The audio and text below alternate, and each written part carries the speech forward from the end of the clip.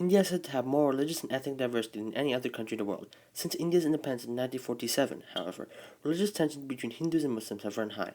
Most of this tension arises from stereotypes made by either side based on their isolation from and ignorance of the other group. The cheapest and most effective way of dispelling these stereotypes would be through school education. All Indians within India should therefore be required to take an educational course on the many religions of the country and their beliefs in order to dispel these hateful stereotypes. Evidence of these hateful stereotypes can be found in the book Midnight Children by Salman Rushdie, which discusses the history of the Indian subcontinent from 1910 all the way up to Indira Gandhi and the Bangladesh Liberation War. A major conflict represented in the book is the conflict that existed and exists today between Hindus and Muslims on the subcontinent, such as that found through the Ravana gang and how it terrorized Muslim factory owners and a Muslim mob that came upon the of Dawes and would have killed them. The book, although a fictional story, has strong basis in history, with thousands of people either dying or getting injured as a result of religious/communal violence throughout the country. People often didn't do anything to cause the fighting, who really didn't have any deep-seated prejudices and or hatred, ended up dying as a result of other people's hatred. This, in turn, spread more hatred amongst both sides. Although not nearly to the same scale in severity today, this violence and prejudice continues to this day and continues to hurt both Hindus, Muslims, and everyone in between. How did Islam spread to the Indian subcontinent in the first place? It begins with trade. Southern India has been trading with Arabia for a very long time, even before the 600s. Islam thus spread to India through trade relations with Arabia, as Arabians themselves started to convert to Islam. The first mosque in India was the Chairman Juma Masjid, built in 629, while the Prophet ﷺ was still alive, in Kerala by the first Muslim from India, who was the king of the region at the time. As trade with Arabia continued, Islam spread peacefully further and further throughout southern India. While there were Muslim kings who came and took over parts of India, particularly in the north and west, very few forced Islam onto their subjects, but rather kept things as is, with the conquest often being merely channeling leadership. The first conquest of India by a foreign Muslim leader was the conquest of Sindh by Muhammad bin Qasim on behalf of the Umayyads in 711. Because of his religious tolerance for both Hindus and Buddhists, he was given control of many cities in the region peacefully. When he finally defeated the Hindu king of Sindh in 712, the entire region fell under Muslim control. There have been some examples of discrimination of Hindus under the rule of some Muslim leaders, however. This includes taxes placed on Hindus wanting to go to temples and worship their gods. President Akbar of the Mughal Empire took power, though he quickly got rid of this during his reign, and the destruction of Hindu temples by more radical leaders, such as Aurangzeb of the Mughal Empire. Now that you know the history of this issue, let's dive into the present conditions of Muslims, the minority of the two groups. Studies have shown that as much as 70% of Muslims in India live in rural villages, with very few living in large towns or cities, which tend to be Hindu-dominated. Because of this, an emphasis must be placed on reaching out to these rural communities, as this is where a great deal of the religious violence takes place, and where this education is most needed. What is this education that we be putting forth to solve this problem? We need to put forth education that would break down these stereotypes and assumptions which cause so much hate. We need to have educational programs on the beliefs and practices of both Hindus and Muslims and make it easily accessible so as to eliminate the root cause of this violence and tension. It should start at least with curriculum about Islam and Hinduism, but can later expand to include information about other religions as well.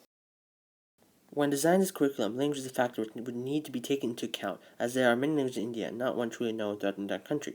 Hindi, Urdu, and English, as these are known by people spread throughout the nation, should perhaps be the base languages of the curriculum, with it being further developed with curriculum in a variety of local languages. Emphasis should be placed on expand to northern languages first, as these places had more Hindu-Muslim conflicts than the south of India. This effort will be part of the overarching effort in India, as part of India's constitution, to keep the nation a secular state open to all religions. This conflicts with the views of some who wish to place their religion in a superior standing against other religions. The Hindutva movement, for example, which proclaims that India is a land of Hindus and other religions don't belong. These people feel that any concession to the other side in regards to legitimacy would be a weakening of their own faith.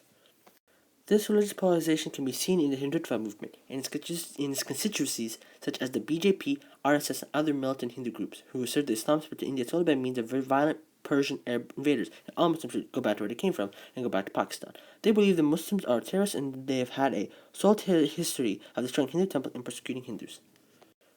This religious persecution can be seen from very conservative Muslim leaders in both India and the wider world, which view Hinduism as an odd, sinful, idol-worshipping religion that is completely against Islam. They believe that good Muslims shouldn't tolerate Hinduism and completely separate themselves from anything about them because they are sinners.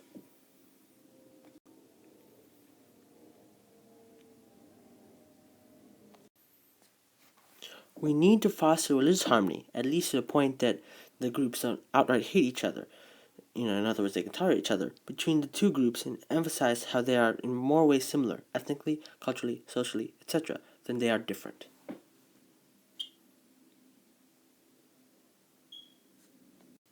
This topic of religious ignorance and its rising tensions is not limited to India, but can be seen in the U.S. and its passages of Catholics. In 1800, even earlier, Catholics were discriminated by the larger Protestant majority, who claimed that Catholics are in secret cahoots with the Pope and are slave to his commands, claiming therefore that Catholics are not loyal Americans but outsiders. This bias resulted in very violent riots throughout the U.S. in major towns in which numerous Catholic churches were burned. This is just one example of many about the effects of this religious discrimination.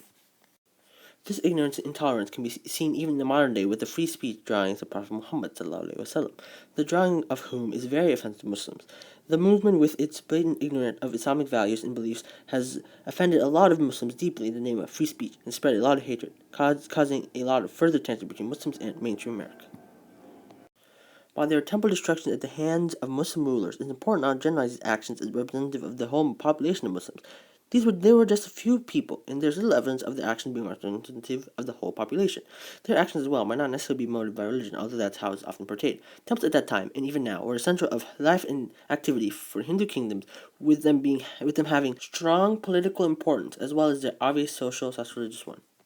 They also had and have now a vast reservoir of wealth, gained through temple donations such as that of gold, silver, and other precious materials. Because of this, it makes sense why these rulers would want to assert dominance over these temples, as they have lots of wealth which could be used for military campaigns and to strengthen their rule over the surrounding area. In this slide, these temple destructions, while they are still a raw thing to do, and one which I am not trying to endorse, could be viewed as political maneuvers instead of the more prevalent views as acts of religious persecution against Hindus. Discrimination affects so many people, not just the people of India.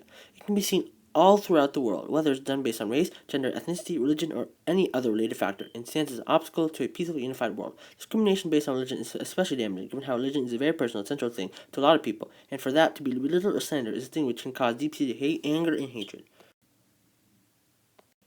This is why this religious diversity educational program is so valuable, because it attempts to wash away this hatred by educating people about the beliefs of others, dispelling stereotypes and misconceptions about the religions in question, Islam and Hinduism in this case, and showing numerous ways in which they are alike and emphasizing those instead of their differences.